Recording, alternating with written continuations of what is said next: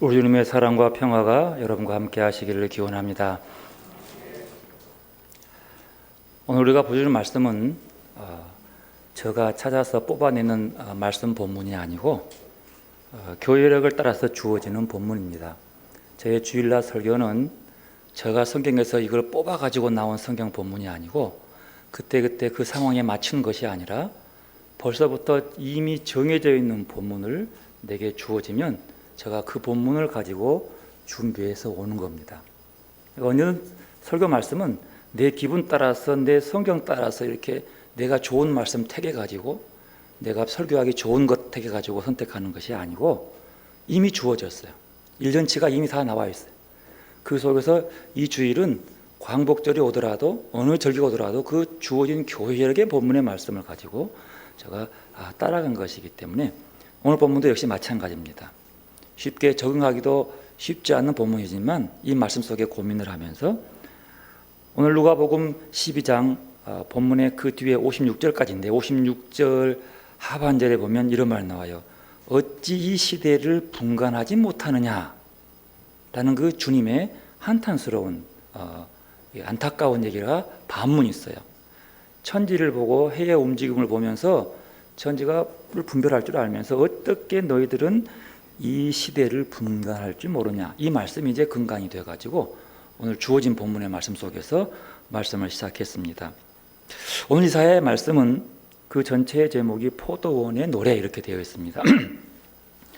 더 엄밀히 말하면 포도원의 노래라고 하는 그 말은 그 포도원지기, 사랑하는 자의 포도원을 찬양하는 그런 노래의 어떤 한 부분의 시적인 노래입니다. 오늘 본문 1절 말씀을 한번 읽어보겠습니다. 이사야 5장 1절 말씀. 나는 내가 사랑하는 자를 이유하여 노래하되 내가 사랑하는 자의 포도원을 노래하리라. 내가 사랑하는 자에게 포도원이 있음이며 심히 기름진 사내로다. 내가 사랑하는 자를 위하여 노래하는 거예요. 근데 그 사랑하는 자의 무엇이냐면 그 사람의 포도원을 위한 거라는 것이죠. 여기서 말하는 나라고 하는 사람은 누구냐면 이 예언자를 얘기합니다. 이사야, 하나님이 아니에요. 그리고 예언자가 사랑하는 자라고 할 때 사랑하는 자는 하나님을 얘기해요. 그러니까 오늘 본문이라고 하는 것은 이사야가 하나님이 사랑하는 포도원에 대한 노래예요. 이 포도원은 하나님이 사랑하는 것이죠. 그러면 여기서 포도원이 무엇이냐고 하는 거죠. 어차피 시적 언어니까 상징어지요. 포도원이 뭔가? 포도원이 누구냐고 분명하게 기록된 것은 오늘 본문 7절에 보면 나와 있습니다. 7절 상반절에 보면 무릇 만군의 여호와의 포도원은 이스라엘의 족속이요 그가 기뻐하시는 나무는 유다 사람이다 이렇게 얘기해요. 그리고 이 포도원, 하나님의 포도원에 대한 얘기를 하면서 이사야 3장에 보면 이 포도원은 하나님께서 세우신 계약 공동체라고 하는 거죠. 구약에서 하나님과 맺은 계약 공동체를 포도원이라고 그랬는데 이 계약 공동체는 즉 이스라엘을 얘기해요. 이스라엘과 유다를 얘기하는 거죠. 그들을 사랑하는 거죠. 선민, 택한 사람들 그것이에요. 그들을 포도원으로 비유한 이유는 하나님께서 그들을 일방적으로 사랑하시고 일방적인 선행으로 그들을 구원하시고 그리고 그 공동체가 하나님이 택한 공동체, 사랑하는 포도원이 서로 형제적인 우애를 가지고 즉 서로 사랑함의 근거를 가지고 서로 돌보고 보호하는 공동체를 만들어가라는 사명을 주었다는 겁니다. 하나님의 사랑으로 하나님의 돌보심으로 만들어진 공동체예요. 그리고 하나님은 그 공동체를 이루기 위해서 많은 일을 합니다. 많은 도움을 주는 거예요. 그래서 그 도움의 기록이 2절에 나와 있습니다. 2절 함께 읽어볼까요? 땅을 파서 돌을 제하고 극상품 포도나무를 심었도다. 그 중에 망대를 세웠고 또 그 안에 술틀을 팠도다. 좋은 포도 맺기를 바랐더니 들포도를 맺었도다. 이제 이게 사랑의 노래, 사랑하는 자의 포도원에 대한 그 애틋한 사랑의 노래 속에는 기쁨의 사랑이 아니라 그 마음에 애틋한 슬픔이 들어있어요. 아쉬움과 탄식이 함께 들어있습니다. 이 2절의 말씀은 특별히 하나님의 탄식이에요. 깊은 탄식이 포함되어 있죠. 이 공동체를 이렇게 만들고 돌을 골라내고 또 울타리를 들어주고 하는 이유는 그들이 서로 간에 형제적 우애를 가지고 돌보고 사랑으로 서로 보호하면서 창조적인 하나님의 공동체를 만들어 가라는 거지요. 사랑이 있는 곳에 하나님이 함께 계시는 것처럼 그들이 서로 사랑하고 위로하고 도와주는 공동체, 서로 악다구니를 부리는 공동체가 아니라 그런 공동체 속에서 하나님의 사랑이 드러나게 된다는 사실이죠.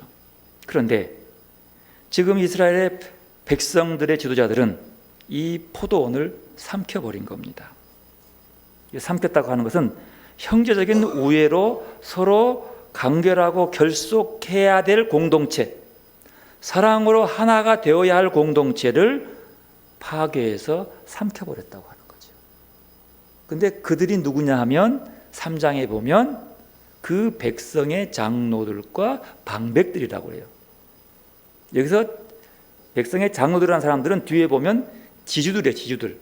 지주들. 그러니까 돈 많은 봉건 지주 이런 사람들이에요. 방백은 누구냐면 그 지주들의 땅들을 관리하는 관리인들이라는 거죠.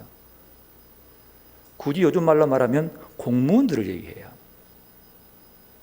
고위 공무원지부터 낮은 공무원들을 얘기해요. 그 당시 시대를 보면 이 사람들이 서로 사랑과 우애로 하나가 될 공동체를 깨트려 버렸다고 하는 거죠. 그렇게 사랑했던 그들 말이에요.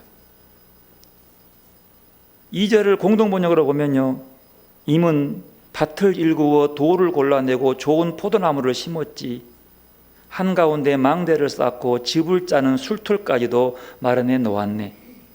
포도가 송이송이 맺을까 했는데 들포도가 웬 말인가. 그건 하나님의 탄식의 모습을 이사야가 대신하는 거죠. 참으로 애틋합니다.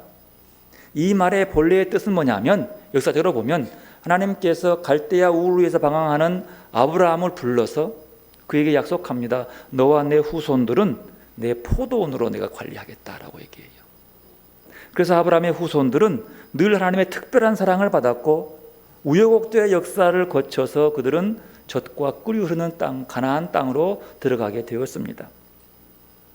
가나안 땅에 살고 있다가 야곱의 시대에 흉년이 들어가지고 이 공동체가 배고픈 나머지 요셉이 기초가 되어서 애굽으로 다 내려가게 됩니다. 그곳에서 배불리 먹고 살다가 그만 시간이 400년이 지나갔어요. 처음에는 좋았는데 뒤로 갈수록 그의 삶이 이방인으로서의 외로움과 배척을 당한 다음에 노예로서의 활동을 하는 거죠. 그 억울함과 아픔 속에서 그들의 신음소리를 하나님이 들으시고 특별히 그들을 사랑하셔서 그들을 구원내기 시작했어요. 그리고 그들을 구원해내서 다시 광야의 40년 길을 걸어오면서 그 무더운 광야길을 40년 걸어왔지만 그 중에 누구 하나도 배고파 죽은 자도 없고 더위 때문에 죽은 자도 없고 밤에 기온의 차로 추워서 죽은 자도 없이 40년을 거쳐서 드디어 가나안 땅까지 도착합니다. 가나안 땅에 도착을 해서 돌들을 파냈어요. 이 돌들은 그곳에 이미 살고 있는 원주민들이에요. 대표적으로 7 족속들을 하나님께서 미리 그들을 다 골라내시고 정리한 다음에 그 땅에 살도록. 가나안 복지에 살 수 있는 기회의 목적은 하나님이 주어지는 사랑으로 서로 간의 공동체가 사랑을 나누고 공의를 행하며 서로 돌보고 서로 보호해 주는 그런 공동체를 만들기를 원했다는 것입니다. 이 포도원을 가꾸어 가고 사랑으로 품어주고 서로 만들어가는 이야기는 히브리 성경, 특별히 구약 성경에 이스라엘의 삶의 흔적들을 살펴보면 헤아릴 수 없을 만큼 많은 하나님의 사랑과 관심이 거기에 보여져 있습니다. 그러면서 하나님은 이 포도원이 이스라엘에게 남다른 기대를 갖고 있었어요. 하나님의 보시기에 좋은 열매를 맺기 원하는 거죠. 하나님 보시기에 좋은 열매는 뭐냐 그러면 하나님의 나라의 가치가 실현되는 것, 즉 정의와 공의가 강물처럼 흐르게 되는 것, 그래서 그 나라를 통해서 다른 나라에까지 이 공의가 흘러가고 그 공의와 사랑이 있는 곳에 하나님의 모습이 그 자리에 거할 수 있도록 그들을 제사장 나라로 모아두었던 거예요. 그들을 돌보고 사랑하는 대신에 주어지는 하나의 사명이라 볼 수 있죠. 하나님은 그들에게 하나님이 기뻐하시는 좋은 열매를 기대하고 바랐는데 그만 그들은 들포도를 맺고 말았습니다. 들포도는 하나님이 크게 실망하는 포도예요. 우리와 같은 이게 포도란 것은 그 팔레스틴 지역에 근거하면 야생 포도인데요.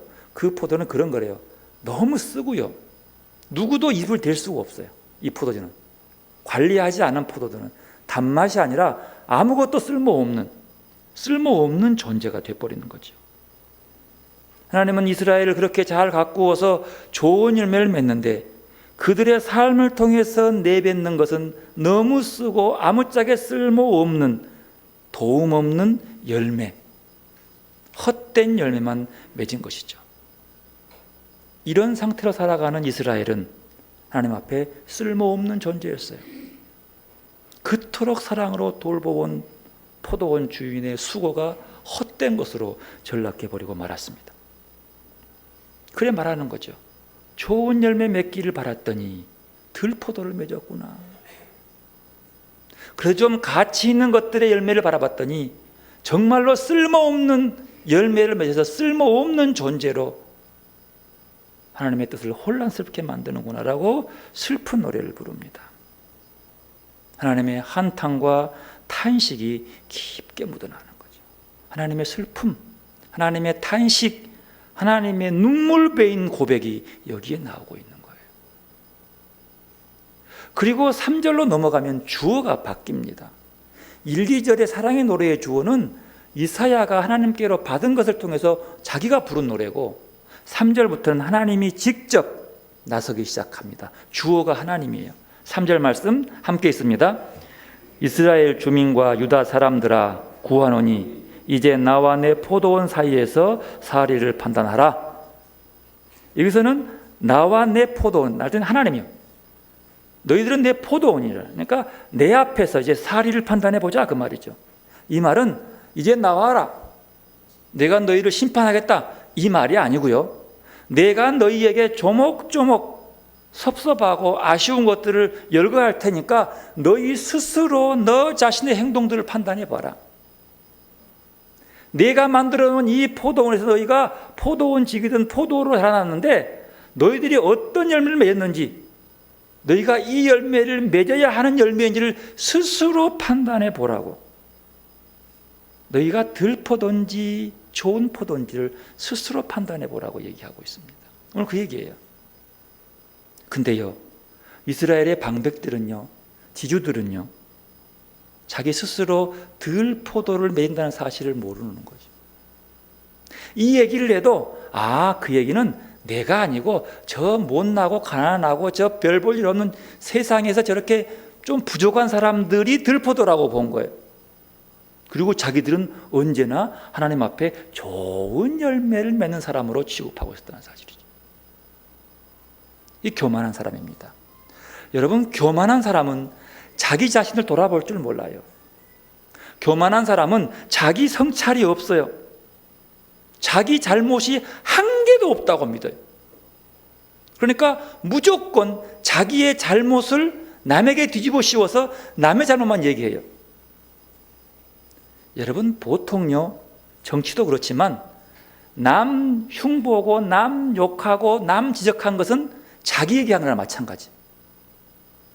자기는 더 많은 죄를 져놓고도 조그마한 걸 막 헐뜯기 시작해요. 이 교만한 자의 모습인 거죠.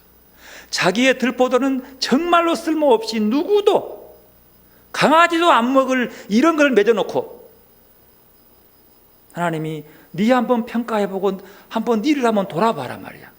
네가 옳은 것을 하고 있는지를 라고 말해도 그들은 듣지 않습니다. 판단하지 않습니다. 남 얘기하는 거죠. 그러니 회개할 수가 없는 거예요.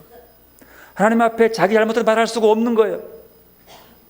그냥 회개는 자기의 면피용으로만 하는 것밖에 없는 거죠. 4절의 말씀 보면 이렇습니다. 함께 씁니다. 내가 내 포도원을 위하여 행한 것 외에 무엇을 더할 것이 있으랴? 내가 좋은 포도 맺기를 기다렸거늘 들포도를 맺으면 어찌 된 일인고? 하나님의 탄식입니다. 공동번역은 이렇게 더 절절하게 들려줍니다. 내가 포도밭을 위하여 무슨 일을 더 해야 한단 말인가? 내가 해주지 않는 것이 무엇이 있는가? 포도가 송이송이 맺을까 했는데 어찌하여 들포도가 열렸는가? 하나님의 상심이 너무 큽니다. 여기서 말하는 좋은 포도는 무엇이고 들포도는 무엇입니까? 7절에 보면 하반절에 잘 나와 있습니다. 7절 말씀 함께 읽어볼까요? 무릇 만군의 여호와의 포도원은 이스라엘 족속이요 그가 기뻐하시는 나무는 유다 사람이라.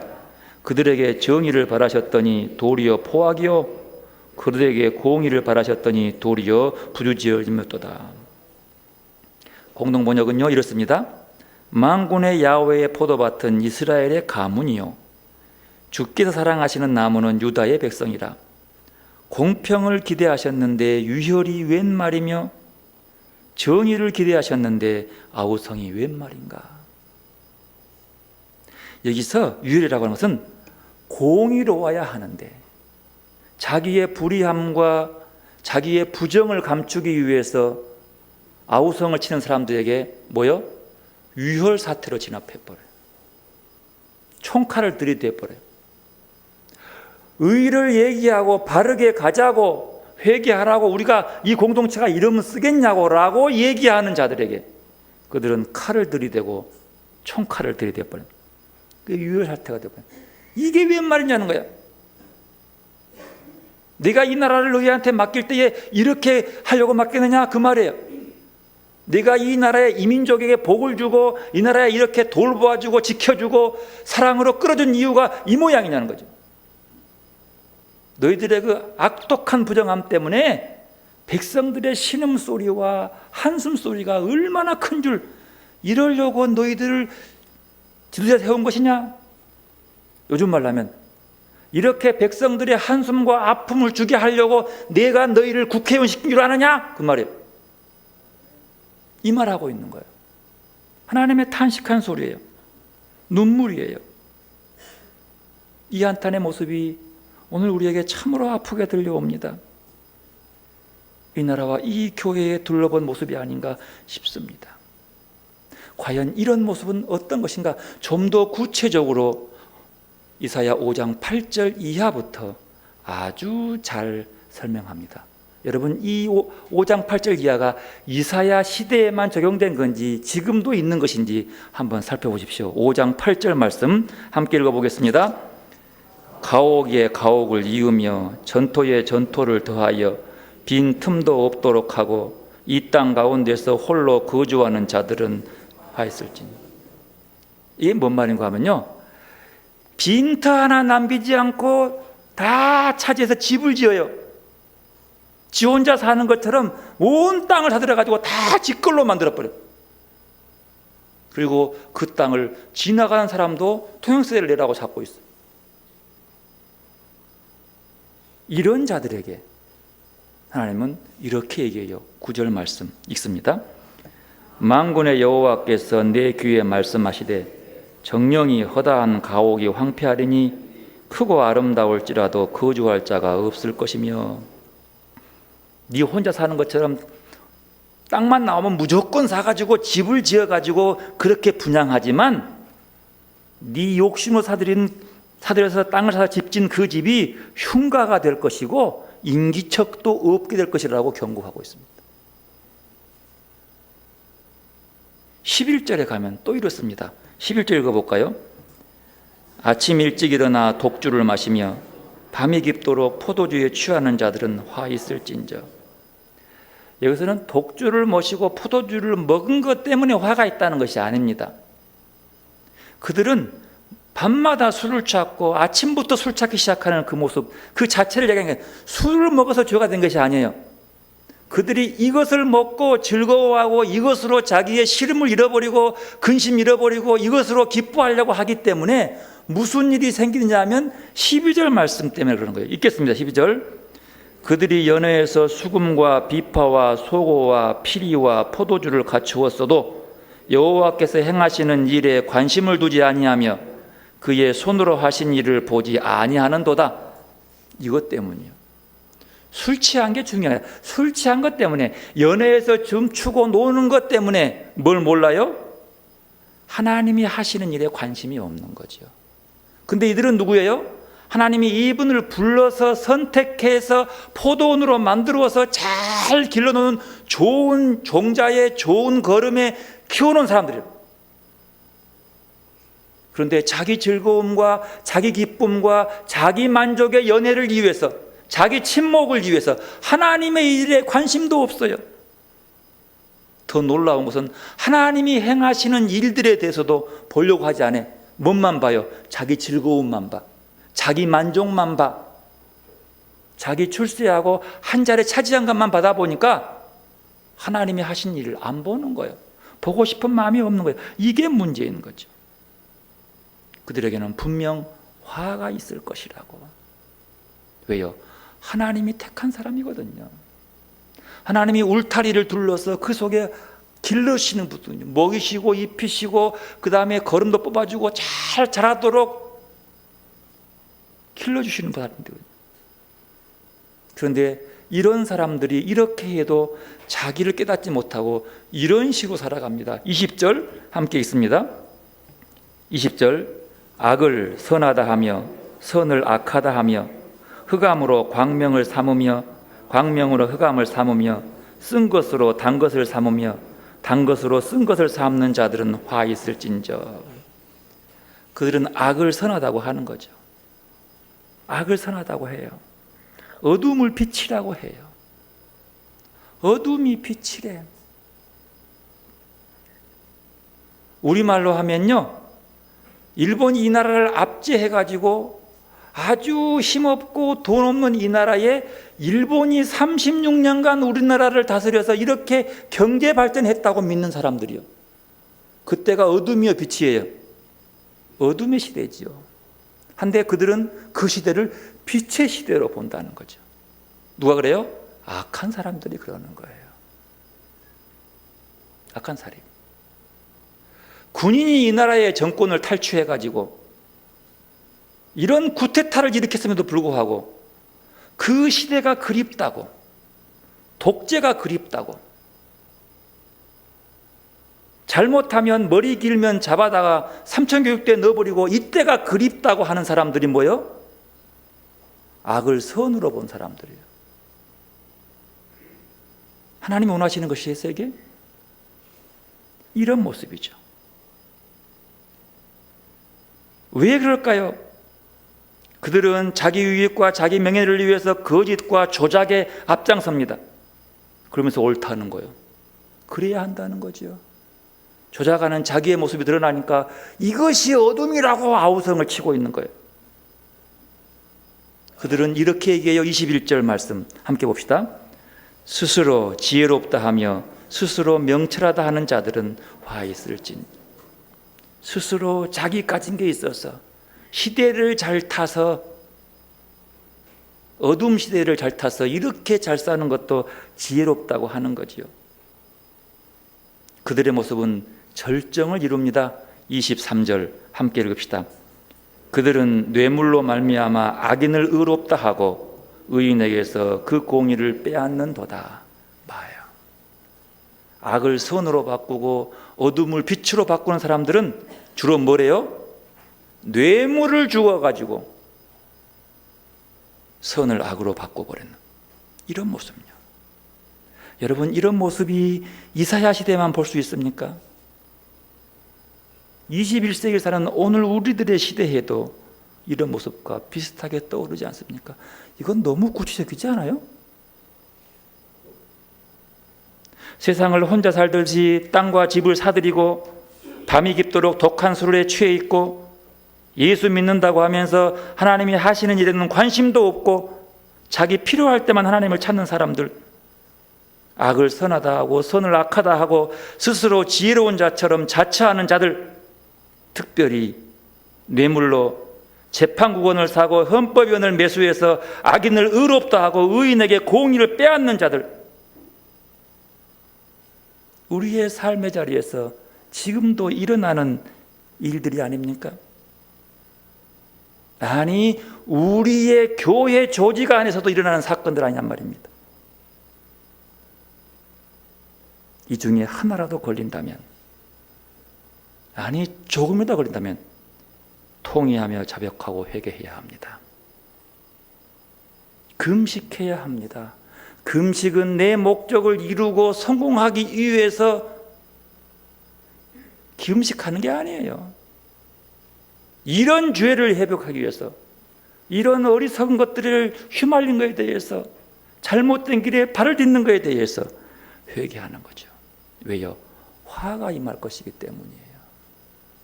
이런 정도의 삶을 살아가는 하나님이 만들어 놓는 공동체 포도원이라면 화가 임한데 이런 화가 임할 겁니다. 오늘 이사야 5장 5절 6절 말씀 함께 읽습니다. 이제 내가 내 포도원에 어떻게 행할지를 너희에게 이르리라. 내가 그 울타리를 걷어 먹힘을 당하게 하며 그 담을 헐어 짓밟히게 할 것이요 내가 그것을 황폐하게 하리니 다시는 가지를 자름이나 북을 돋두지 못하여 찔레와 가시가 날 것이며 내가 또 구름에게 명하여 그 위에 비를 내리지 못하게 하리라 하셨으니. 공동문이 이렇습니다. 이제 내가 포도밭에 무슨 일을 할 것인지를 너희에게 알리리라. 울타리를 걷어 짐승들에게 뜯기게 하고 담을 허물어 마구 짓밟히게 하리라. 망그러뜨린 채 그대로 내버려 두리라. 순을 치지도 아니하고 김을 매지도 않아 가시덤불과 엉겅퀴가 덮이게 하리라. 구름에게 비를 내리지 말라고 명하리라. 이런 화가 임한다. 정말로 무서운 심판에 대한 말씀이 아닙니까? 정말로 천성을 향해 나아가는 우리 그리스도인들에게 이런 무서운 얘기가 어디 있냐는 거예요. 천성을 향해 나아가는 사람은 이 땅을 보고 이 땅에 집착하고 머무르는 것이 아니라 천성을 향해 이 땅의 집착들을 훨훨 털고 나가는 사람들입니다. 이 땅에 잘 먹고 출세하고 넉넉하게 살기 위한 것이 아니라 천국의 기쁨을 위해서 이 땅에 조작되고 위장된 것들을 분별할 줄 알아야 한다는 겁니다. 그러므로 깨어야 합니다. 조작과 폭력과 거짓과 위선과 가식들의 것들로 우리에게 달려드는 것들을, 이런 것들이 옳다고 볼 수 없는 거예요. 그때를 추구하는 사람들은 거짓이에요. 이 시대를 분별할 줄 알아야 돼요. 가짜인지 가식인지 거짓인지 조작인지. 조작은 모두 자기 유익을 위해서 만들어 놓은 것들이기 때문이지. 오늘 누가복음에 보면 말씀은 예수님의 말씀 중에 너무나 강력하고 충격적이기까지도 합니다. 이 말씀은 세 가지인데요. 불을 내리겠다, 불을 던져버리겠다, 과격하죠. 내는 받아야 한다, 세례를 받아야 한다라고. 내가 평화가 아니라 분열을 가지고 오겠다고 예수님 말씀합니다. 꼭 세례 요한 같습니다. 여러분, 이 말씀은 예수님께서 인간의 기관이나 그것들의 가치를 실현하기 위해서 오신 것이 아니라 하나님의 근본적인 뜻을 시작하기 위해서 오셨다는 말씀입니다. 이 땅에 살아가는 것들을 더 잘 살고 더 잘되게 하기 위해 온 것이 아니고 근본적으로 레디컬하게 하나님의 나라를 실현하겠다는 거예요. 그 가치를 이루기 위해서 온다는 것이죠. 그러기 위해서 이렇게 말씀합니다. 누가복음 12장 49절 말씀 함께 있습니다. 내가 불을 땅에 던지러 왔노니 이 불이 이미 붙었으면 내가 무엇을 원하리요. 땅에 불을 던지러 왔다는 것이죠. 여러분, 성경에서 불이라고 하는 것이 뭘 상징해요? 맨 먼저 불 그러면 사도행전에 보면 성령이 불의 혀같이 이렇게, 그러니까 성령의 불로 얘기해요. 그러면 성령의 불이 붙으면 어떻게 해요? 성령이 충만함으로 넘쳐나가는 거죠. 이게 성령 형태가 나옵니다. 구약 성경에 보면, 특히 예레미야서에 보면 하나님의 말씀을 불에 비유해요. 그 불에 비유한다는 것은 하나님의 말씀이 불길같이 활활 타오르게 되기를 바라는 거예요. 예레미야가 어둠의 시대 속에 하나님의 말씀이 불길같이 타오르기를 바라면서 그 얘기를 하고 있습니다. 또한 불은 뭐예요? 성경에서 심판이요. 소돔과 고모라 뭘로 심판해요? 불로 태워버려요. 왜 태워버리는 거예요? 그 상징이 뭐예요? 멸망시키려고 하는 거예요. 뭘 멸망시키는 거예요? 죄를요. 죄. 하나님의 뜻을 저버리고 전부 다 자기 쾌락과 자기 즐거움에 빠져서 이사야 5장의 뒤에 나오는 이 말씀과 비슷한 삶을 살아갔던 소돔과 고모라 속에 하나님은 그에게 희망을 갖지 못하는 거죠. 하나님의 가치대로 살아갈 수 있는 희망을 못 느끼니까 쓸어버리겠다는 거예요. 태워버리겠다는 거죠. 그 죄를 불로 태워버린 거예요. 여러분 그러죠?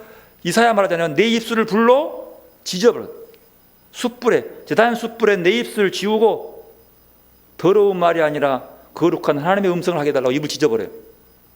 그 불이요, 세상의 모든 죄악을 태워버리고 없애버리지 않고는 새로운 싹이 날 수가 없는 거죠.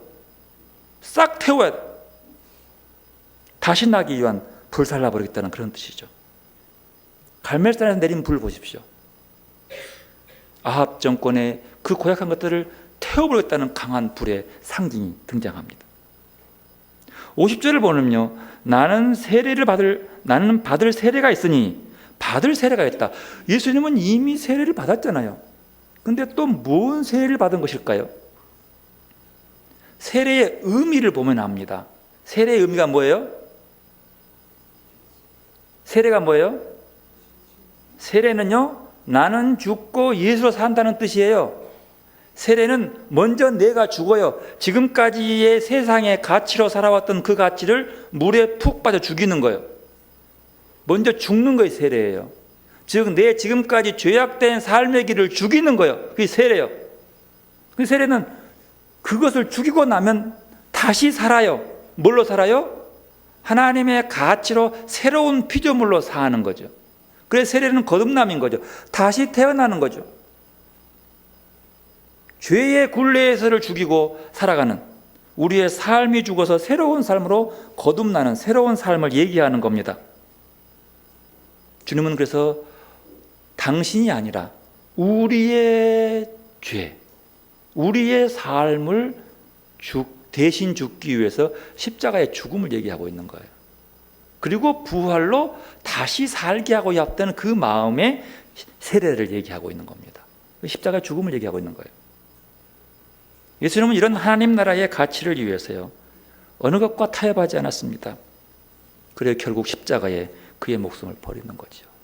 거기까지 다 이루었다라고 말할 때까지 예수님은 이 일이 다 이루어질 때까지 나의 답답함이 어떠하겠느냐, 이것이 다 이루어질 때까지 나의 이 억눌린 마음, 그래서 그 짓눌리고 답답함을 드디어 겟세마네 토로하죠. 아버지, 이 잔을 내게서 옮겨주십시오. 하지만 아버지의 뜻이면 그냥 가렵니다. 이 모습이 뭐냐면 그 눌림, 결국은 그 일의 순종함으로 다 이루는 역사를 이루어지는 겁니다. 주님은 더 놀랍고 어려운 말씀을 해요. 51절 말씀, 누가복음 12장 함께 읽습니다. 51절, 내가 세상에 화평을 주러 온 줄로 아느냐? 내가 너에게 이르노니 아니라 도리어 분쟁하게 하려 함이로다. 주님은 평화의 주님이에요. 샬롬, 평화의 왕으로 오셨다고 우리 고백하잖아요. 근데 갑자기 여기서 주님이 뭐요? 내가 너희를 분쟁하러, 즉 분열을 시키러 왔다는 거예요. 여러분, 예수님 시대 속에 유대인 가정 속에서는 가정이 서로 분열하고 사회의 붕괴 현상이 나타나면은 하나님이 가까이 오셨다라고 믿었대요. 왜 그럴까요? 하나님이 가족 분열을 일으키기 위해서 오신 거예요? 가족의 분열이 있는 것은 하나님이 그 가족 속에 중심이 없다는 소리예요. 하나님의 가치가. 사회가 붕괴되는 것은 하나님의 가치가 없다는 거죠. 이 하나님의 가치로 살아가지 못하며 자기의 즐거움에 흥청망청 빠져버린 소돔과 고모라는 어떻게 해요? 불로 태워요. 심판으로 오는 거예요. 노아 시대는 물로 심판해버려요. 즉 말하면 하나님이 가까이 왔네, 그 말은 아이고 이제 옳고 그름을 가리는 심판의 때가 왔네, 이 시대가 끝날 때가 왔네, 그 말이죠. 세상의 기존 질서가 무너진다는 거죠. 이게 예를 들면 그런 뜻이에요. 한 집안의 남편이 도둑놈이야. 도둑질을 하면서 먹고 살아. 근데 아내도 알아. 이게 남편이 분명히 보면은 정당하지 않는 방법으로 돈을 벌어온단 말이죠. 근데 자기 외제차도 타야 되고 살 길 때문에 참아. 도둑놈인 줄 알면서도 말을 못하는 거죠. 왜요? 그냥 함께 사는 거야. 아이고 뭐 돈 벌어오는데 뭐까지 뭔 상관 있어. 그래서 이제 그냥 이렇게 타협하면서 적당히 아이 즐거움을 누리면서 살아가는 거죠. 근데 이 아내가 예수를 믿기 시작한 거죠. 예수를 믿고 보니까 이게 삶이 바뀌어지는 거예요. 그때 뭐가 나요? 분열이 나기 시작하는 거예요. 이게 뭐야? 이럴 수가 없는데, 이게 내가 지금 외제차를 몰고 잘 먹고 잘 사는 것이 아니라, 이게 아내가 남편이 정당한 방법이 아니라 이게 분명히 도둑놈인데, 도둑질 하는데, 이 갈등이 난 거예요. 주님이 분열을 일으키러 왔다는 말씀은 싸워서라도 이런 불의한 것에 대항하여 바로 잡아야 한다는 뜻입니다. 참 평화는 잠시의 혼란이 두려워 덮어두는 것이 아니라 싸워서 갈라지더라도 정의를 세워야 한다는 거예요. 덮어두는 게 아니에요. 즉 말하면 싸워서라도 남편의 도둑질을 못하게 해야 한다는 거예요. 그래서 바르게 살 수 있는 계기를 만드는 것이, 그래서 평화롭게 하는 것이 예수께서 분쟁하려 분열을 일으키러 왔다는 것이죠. 집안 식구끼리 맞서 갈라지게 될 것이다, 이 말이 뒤에 나와요. 뭐 아버지와 아들과 이렇게 나오잖아요. 그렇다 하더라도 그 말이죠. 그러나 그곳이, 그 가정이 천국이 되기 위해서는 지금의 배부름이고 가만 누리는 거짓 평화야. 외제차를 안 타고 국산차를 탄다 하더라도 그 속에 하나님의 의가 이루어나도록 바꾸는 거예요. 그래서 분열이 생기는 거죠. 예수 그리스도가 왔다, 임했다라고 하는 얘기는 이런 하나의 예를 볼 수 있는 거죠.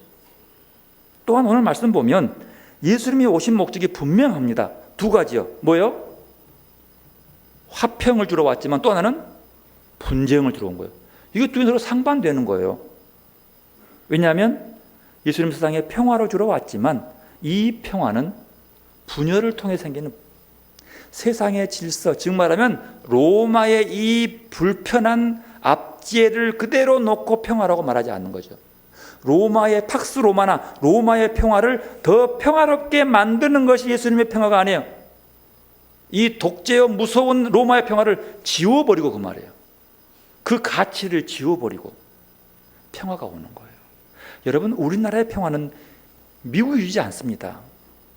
핵무기의 힘으로 평화가 올 수 없어요. 그건 예수의 평화가 아니에요. 전쟁 무기로, 돈으로 평화가 올 수 없어요. 그 예수님의 평화가 아니에요. 그러면 이 땅의 평화는 미국을 통해서나 미국을 이용해서 오는 건데, 하나님은 그 미국의 가치들을 제거해버리고 하나님의 가치로만 평화를 주시는 거예요. 그 외에는 안 나와. 답이 안 나와요. 일본의 돈으로 평화가 오지 않습니다. 하나님의 가치요. 일본의 돈으로 왔다고 믿는 그 가치들을 싹 불태워버리고 갈라쓰고 평화가 오는 거예요. 주님 그거예요. 그래서 평화가 오기 위해서는 불이 먼저 붙어야 한다는 겁니다. 주님의 계획을 새롭게 하시기 위해서 기존의 평화를 먼저 깨트립니다. 세상이 주는 평화를 깨트리고 불태워야지만 주님이 주시는 진정한 평화가 온다는 거예요. 이게 주님께서 하신 말씀인 거죠. 지금 주님이 세상에 불을 던지는 이유는 거짓 평화, 타성해졌는 평화 때문입니다.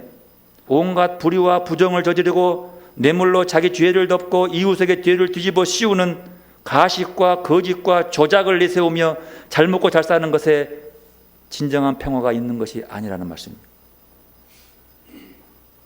그리고 그곳에 불을 붙여서 거짓되고 조작된 것들을 태워버리고 진정한 예수 그리스도의 사랑과 공의와 자비의 가치로 다시 평화를 이루어가야 한다는 것입니다. 그러므로 이런 거짓 평화를 옹호하고 변호하는 교회는 있을 수 없다는 거예요. 이건 진짜 교회가 아니에요. 해야 할 일이 아닌 거죠. 오늘 누가복음에 심한 예수님의 고발적인 말씀은 우리가 인간의 욕심으로 건설한 사회적 현실이나 가치를 인정하려고 오는 것이 아니라는 겁니다. 이것들을 깨트리고 하나님의 선교적인 과제는 이런 것들을 파괴시키고 거짓과 술수와 권모와 조작을 파괴하고 폭력을 파괴하고 사랑과 정의와 자비로 세우는 거죠. 아니, 사랑과 정의와 자비로움으로 이런 것들을 산산이 깨부셔버리고 불태워버리고 하나님 나라를 가치를 세워가는 그런 모습. 예수님 시대 예루살렘의 평화는 평화를 가장한 거짓 평화였습니다. 그 주도자들은 늘 정의와 사랑에는 눈을 감고 언제나 자기 높음과 자기 자랑과 대접받기를 좋아했습니다. 주님은 그들을 향해서 회칠한 무덤들이라고, 독사의 색들이라고, 냄새난다고 얘기합니다. 여러분, 오늘 또 우리의 삶 속에서 주님이 우리에게 평화를 주시는 분인지 분쟁을 주시는 분인지를 한번 돌아보시길 바랍니다. 아직도 내 마음이 완고함과 고집으로 가득 채워져 있다면 주님은 나에게 불을 던져서 분쟁을 주실 겁니다. 깨달으라고. 그리고 사랑을 위해서 거짓들을 태워버리라고. 그러나 치열하게 나의 내면을 들여다보며 거짓자에 불을 지르고 진정한 변화된 자신을 만나기 원하면 주님은 마침내 주님이 주시는 새로운 자아, 즉 새로운 생명을 얻게 해줄 겁니다. 주님은 오늘 또 이런 살림의 역사 속에서 우리의 삶을 기대하고 우리에게 조금 더 드러내고 비움과 나눔의 실천을 통해서 십자가의 가치를 살아가라고 말씀하고 있습니다. 다시 한번 우리를 돌아보시길 바랍니다. 참된 믿음은 하나님을 따르는 것에 있어서 방해되는 것을 버리는 것입니다. 참된 믿음은 주님의 길을 따라가는 데서 걸림돌들을 태워버리는 거예요. 그리고 따라가는 거죠. 그리고 주님 주시는 진정한 참된 평화를 가지고 진실한 믿음을 지키기 위해서 주님의 진 십자가를 내 삶 속에 함께 짊어지고 걸어가는 신앙의 모습. 오늘 또 무기력한 타성해졌는 우리의 신앙에 주님의 불을 질러 주셔서 세상으로부터 단호히 갈라서는 위대한 분열의 삶을 이루어갈 수 있기를 바랍니다. 그리고 오직 그리스도만 바라보고 하나님이 기뻐하시는 좋은 열매를 맺도록 하나님이 기뻐하시는 성도로 성장하며 참 평화를 누리며 나누는 빛이 되는 성도들이 되시기를 바랍니다. 오늘 또 진리 안에서 둘이 뭉실하게 덮어두는 것이 아니라 옳고 옳은 것을 분명히 구분해서 진리 안에서 참 평화를, 주의 평화를 누리는 성도들이 되시기를 바랍니다. 기도로 나가겠습니다. 겸손하게 주님 바라보시기를 바랍니다.